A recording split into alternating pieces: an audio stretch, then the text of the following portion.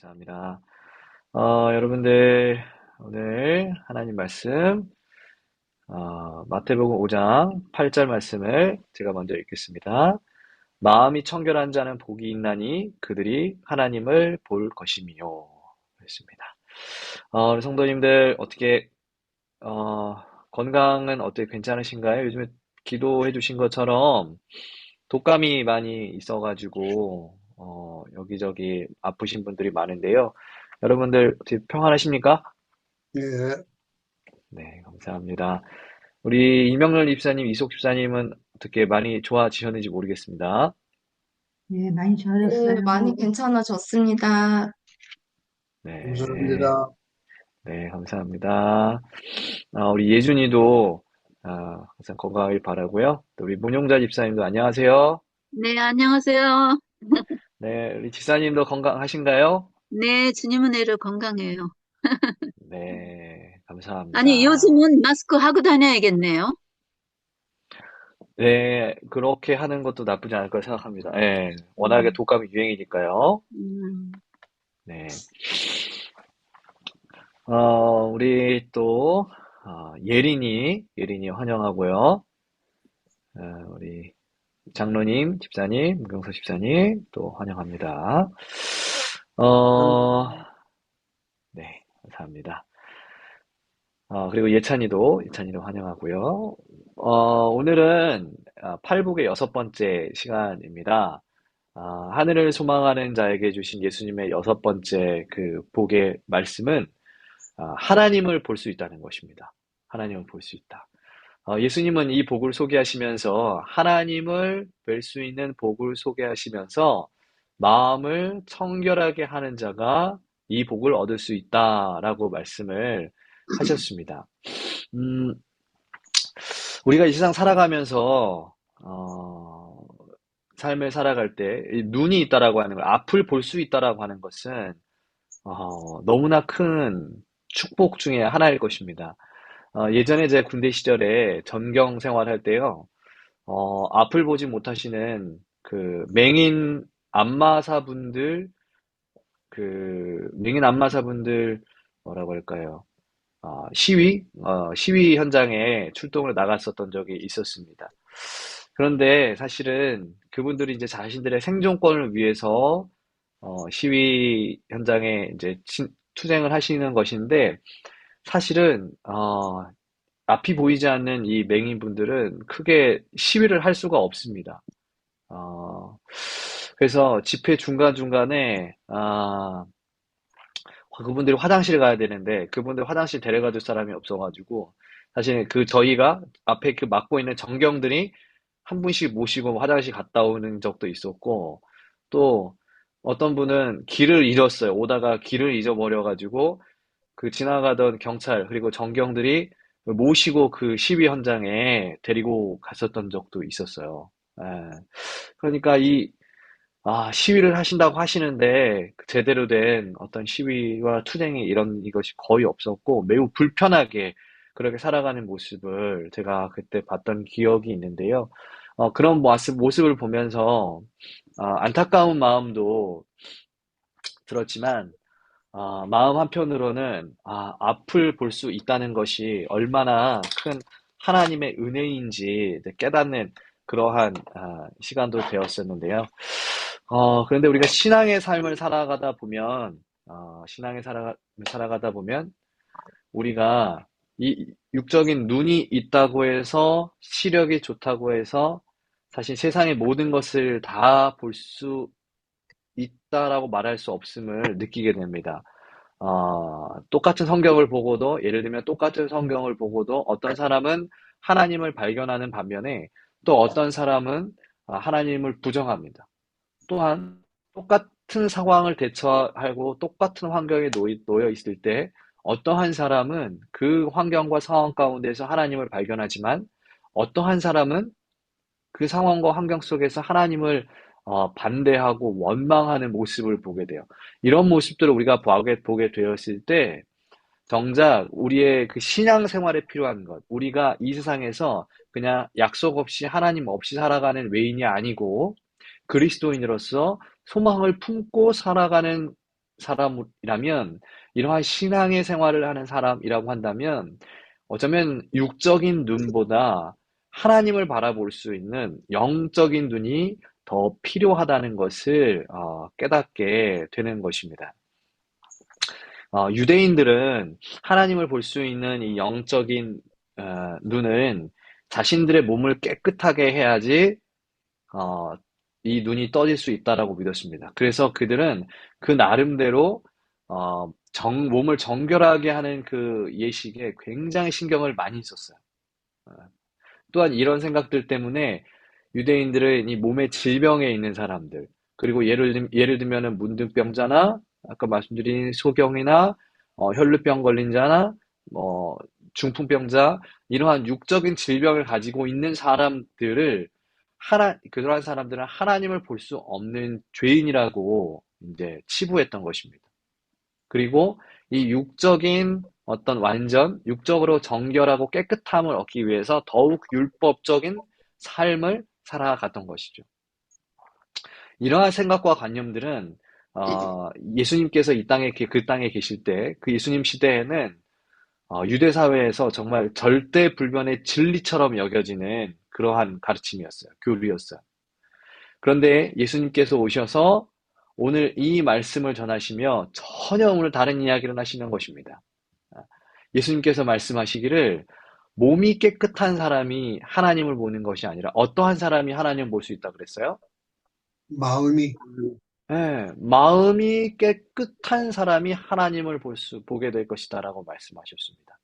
여러분, 사실 이 말씀은 앞서 말씀드렸던 것처럼 예수님 시대의 그 사회의 절대 불변의 진리라고 여겨졌던 그 말씀, 그들의 교리에 혁명과 같은 그 사회를 개혁하는 말씀과 같았어요. 사두개인이나 바리새인들을 중심으로 똘똘 뭉쳐있던 유대 기득권 사회를 정말 깨부시는 그런 개혁의 말씀이었던 것입니다.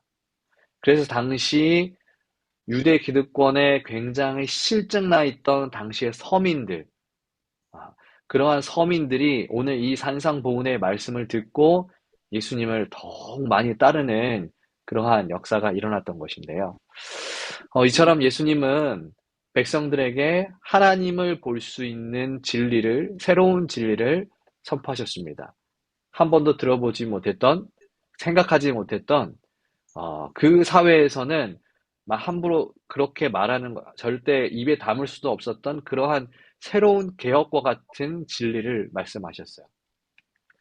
오늘 여러분들께 한번 질문해 봅니다. 여러분들은 하나님을 뵙기 원하십니까? 아마 그러실 겁니다.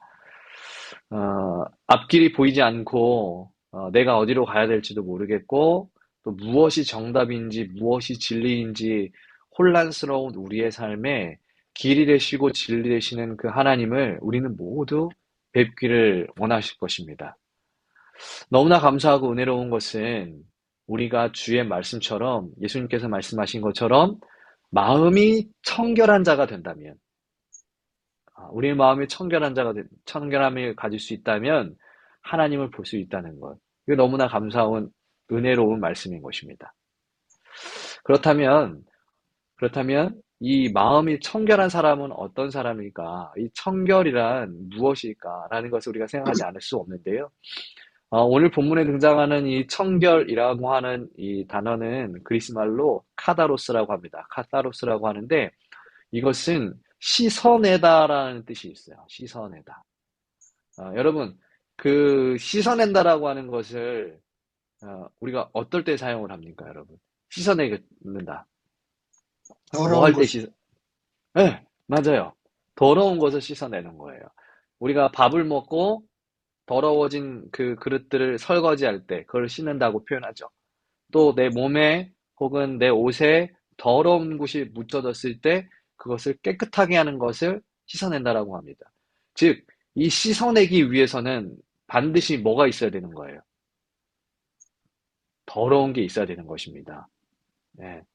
씻어내기 위해서는 씻어낸다라고 하는 이 말의 전제는 이 더러움이 존재한다는 거예요. 더럽다는 거예요.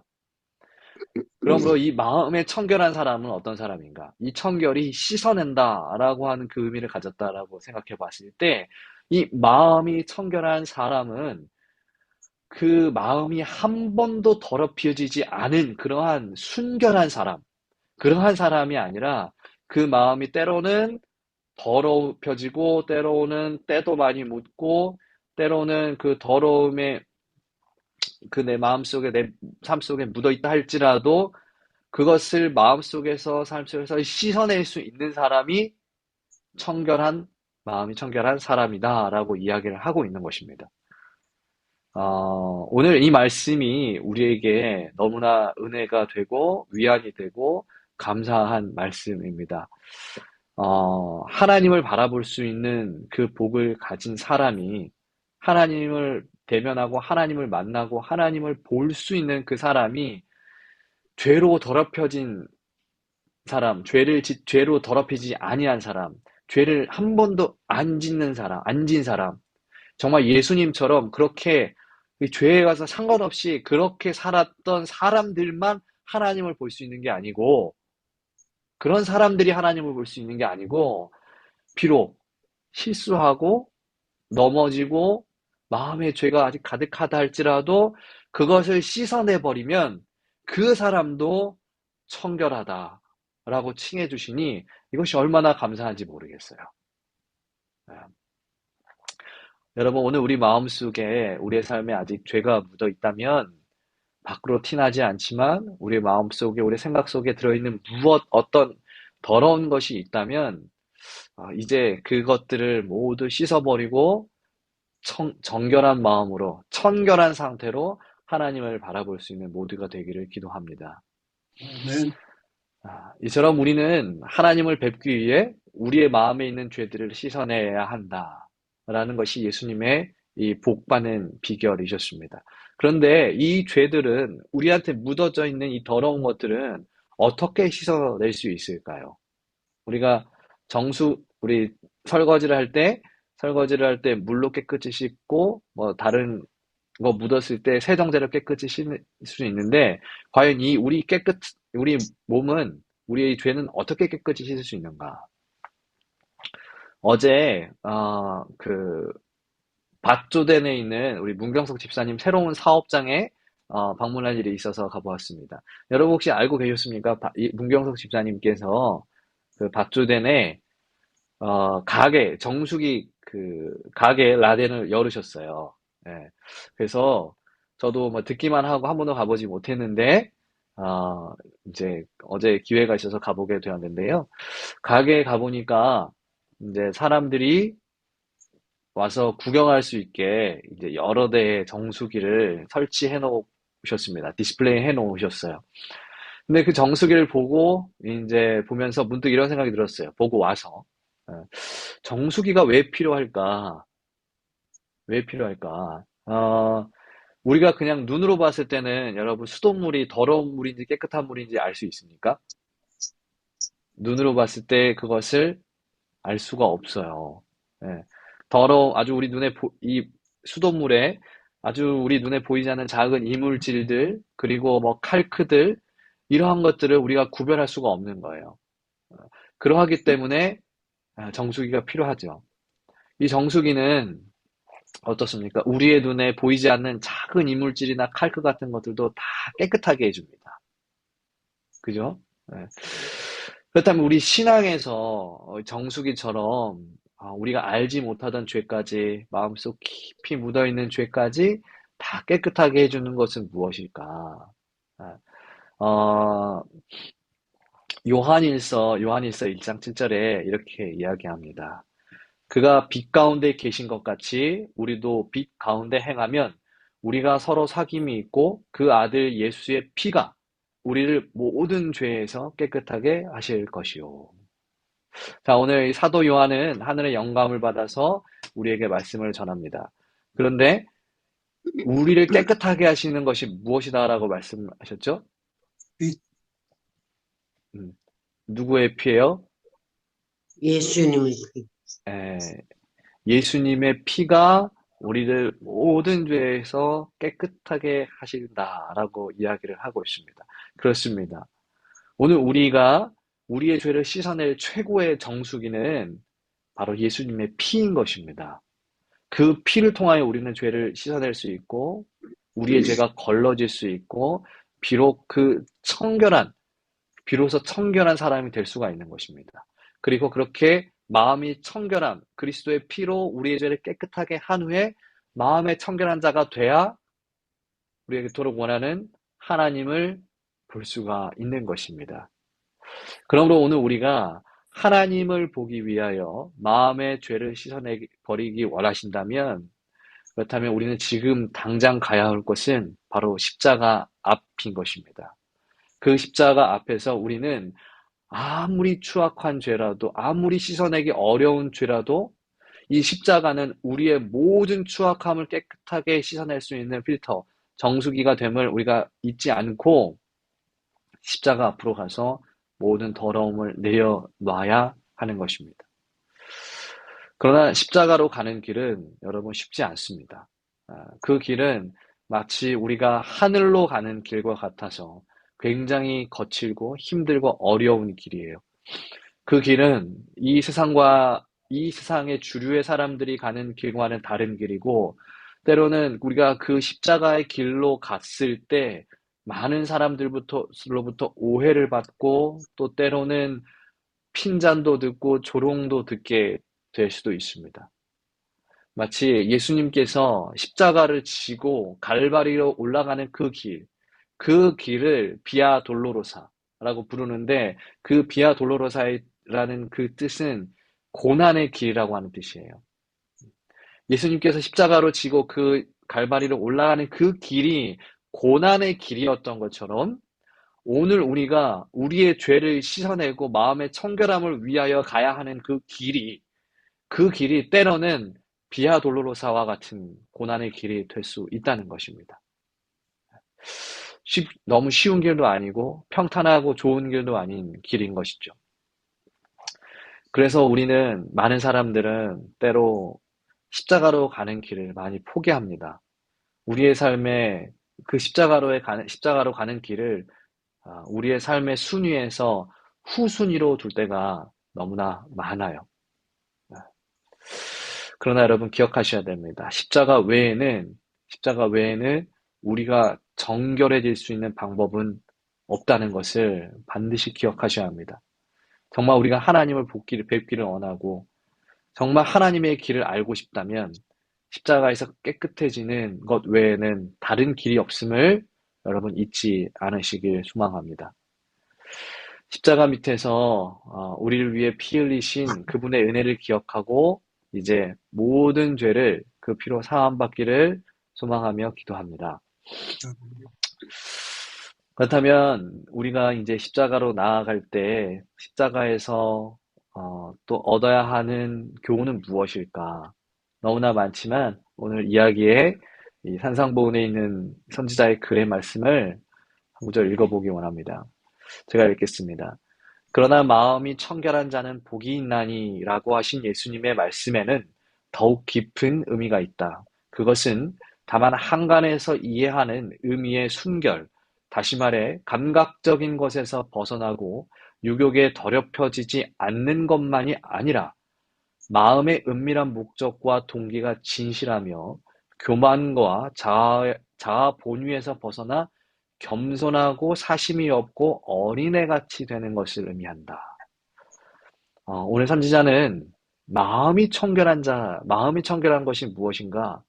우리가 정말 이 청결함을 얻기 위해서 십자가로 나아가야 하는데 이 십자가로 나아가기 원하는 사람들이 가져야 될 품성, 마음이 청결함을 소망하는 사람들, 하나님을 뵙기 원하는 사람들이 가져야 되는 품성에 대해서 이야기하는데 그것은 교만과 자아 본위에서 벗어나 겸손하고 사심이 없고 어린 아이와 같이 되는 것을 의미한다. 그랬습니다.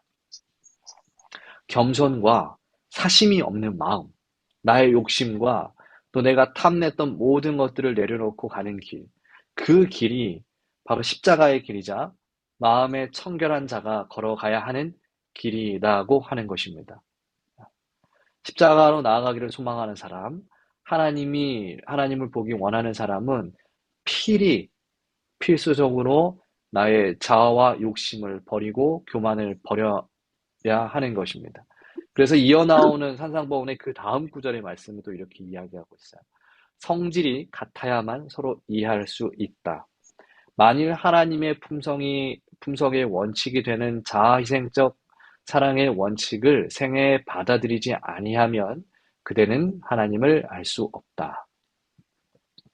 우리가 누군가를 가장 잘 이해할 수 있을 때는 내가 그 사람과 같은 상황과 같은 위치에 놓여 있게 될 때 가장 잘 이해할 수 있을 것입니다.